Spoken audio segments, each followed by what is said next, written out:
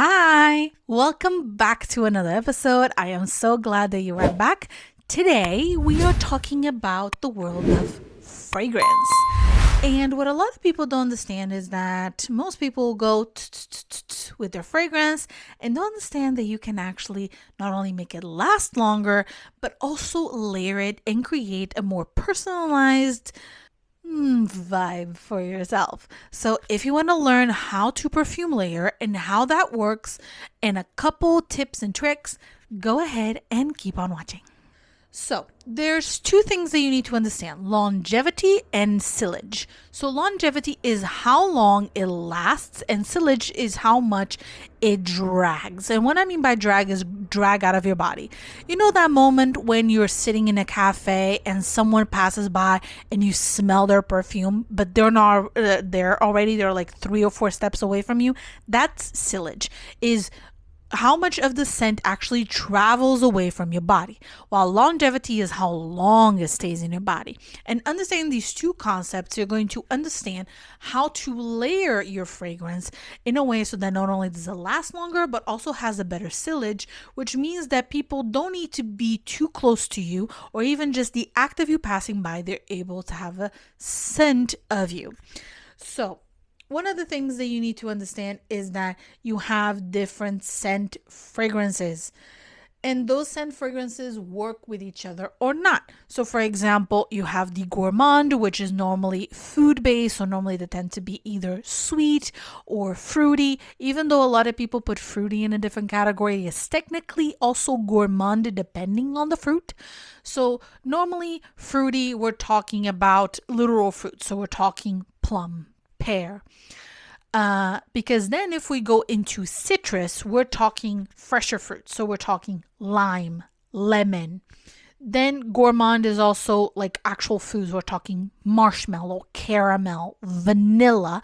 Even though vanilla could also be considered a category of its own, it's a little complicated because vanilla is considered gourmand, but a lot of people also consider it to be a smoke, but a lot of people also consider it to be an amber.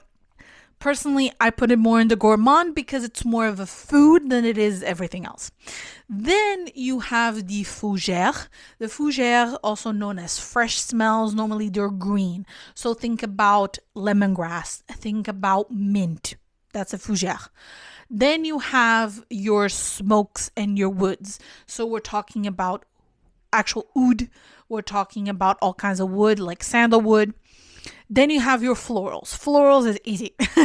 Florals is anything that is a flower. So your roses, your lilies, your all that, right? Then you're probably thinking, okay, bergamot. What is bergamot? Personally, bergamot, I put it in the floral fougère, and that's when it gets tricky because a lot of smells kind of get in between certain categories. And the thing here is that what you need to understand is not the families, but how they work with each other. What I mean by this is if you ever search for a perfume, they're most likely going to have 3 things. We call the top, middle, and base, or some people call it the wind, heart, and body. There's all kinds of names, but the easy way is top, middle, and base. Top smells are going to be the smells that disappear the fastest. So we're talking smells that like you can only smell it in the first 10 minutes after application. It's those ones that you get a sniff out of it really quickly and then it just dissipates and leaves. Then you have the middle ones. The middle ones are the ones that are going to stay for about an hour or two depending on their composition.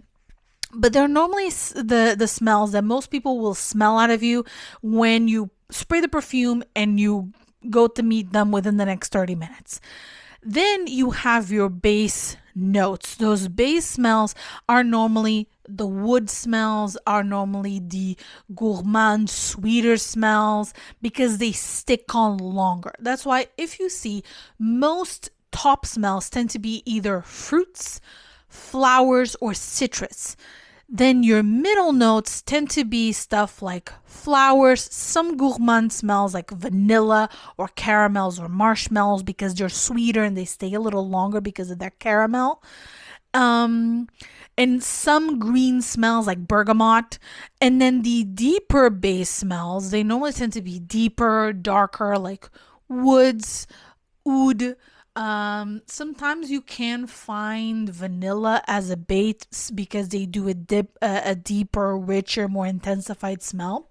And that's the cool thing about vanilla is that vanilla can be in any of those, which is why it's so used. Another thing is also understanding your body chemistry. So, actually, your pH and your skin type can affect stuff. So, for example, if you are oilier or a warmer person or have a slightly higher pH, smell can actually transform and become sweeter, or even a fresh smell can sometimes become sour. So, that's why it's really important not just testing it on a paper, but testing it on your skin. And that could actually make smells work or not work for you. A smell that you may love on your friend may be horrible on you.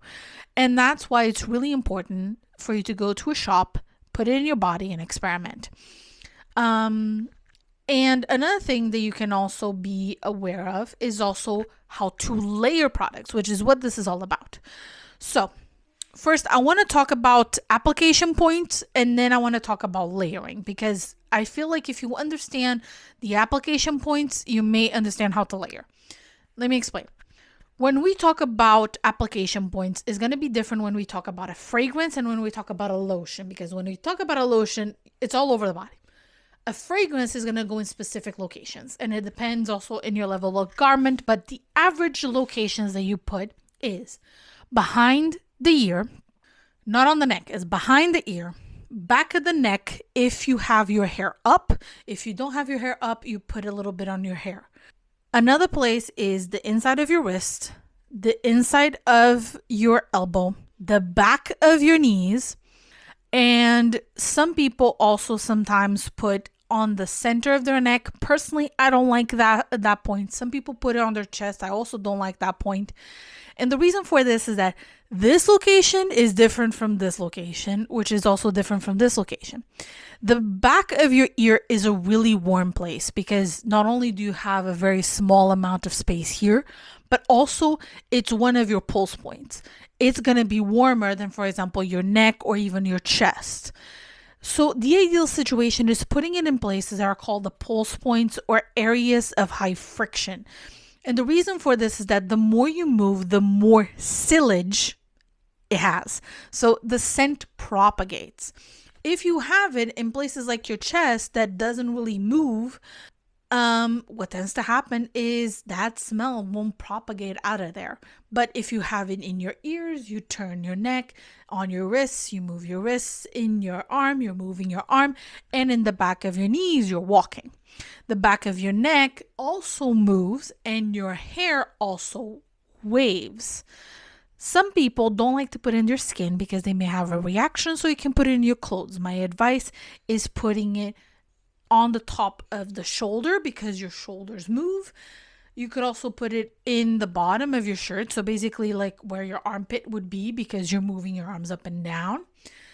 I like the idea, for example, if I have a jacket, I put it on the edges of the jacket. So I open the jacket and like I spray it right on this point of the jacket, basically on the part that is open. So basically every time I move my arm, the jacket kind of moves the smell. And that is some places that you can put. If you prefer on the skin, you have the skin options. If you don't like it on the skin, you prefer the clothes, you can put it on the clothes. Do not spray it into the air and go across it. You're just putting your money down the drain, okay? It's not worth it. It doesn't do anything. It doesn't spread the scent better. It doesn't work. Just 10 centimeter on your body, on your clothes, whatever. It makes more sense.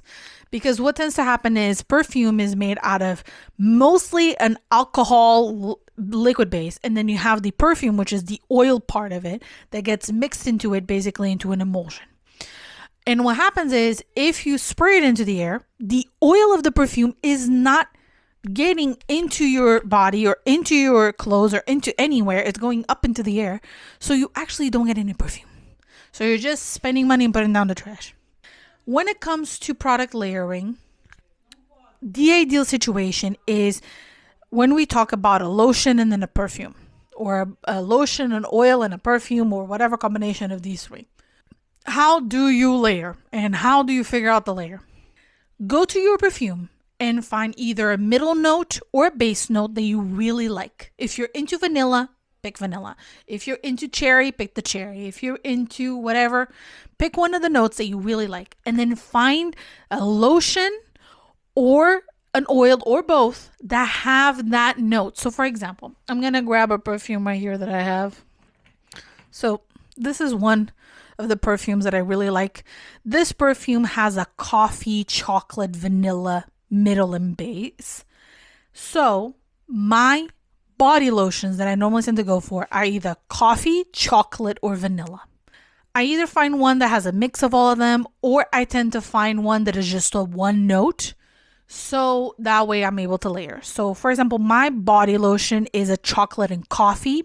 My scrub is also chocolate and coffee. So when I use this perfume, it just intensifies the chocolate and coffee. So I have this like really yummy gourmand smell to myself. But for example, if I want to use this one, which is a vanilla floral oud smell, and it's a little bit more, some people like to say that it smells like a fancy old lady, which I kind of don't mind because, to be honest, I really love this perfume. But it's very much oud, so if you don't like oud, definitely don't go for this one. And this perfume, I prefer to balance it and go for vanilla. So it kind of cuts the oud smell and it becomes a little sweeter, so it doesn't become as strong. And you can do this for any smell that you have. Find one of the base or middle notes because those are the ones that last longer. Pick one of those and find a perfume that works. So for example, really interesting thing that I've seen before is someone that uses the Tom Ford Lost Cherry, and then their whole body care thing is like cherry scent. Lovely. You are layering and giving more of that cherry smell. Great. That's one of the tricks that I teach. It's one of the easiest ways. Find the perfume that you like, find that, and use it. If you do not wish to product layer, what I mean by that is finding a perfume that works, or in this case, finding a lotion or body oil that works, go for neutral. If you go for a neutral smell, is always going to work. And it's also going to be great because once you have that in your body, because it has oils, is going to stick the perfume in it and it's going to last longer, and it's also going to have more sillage. There you go.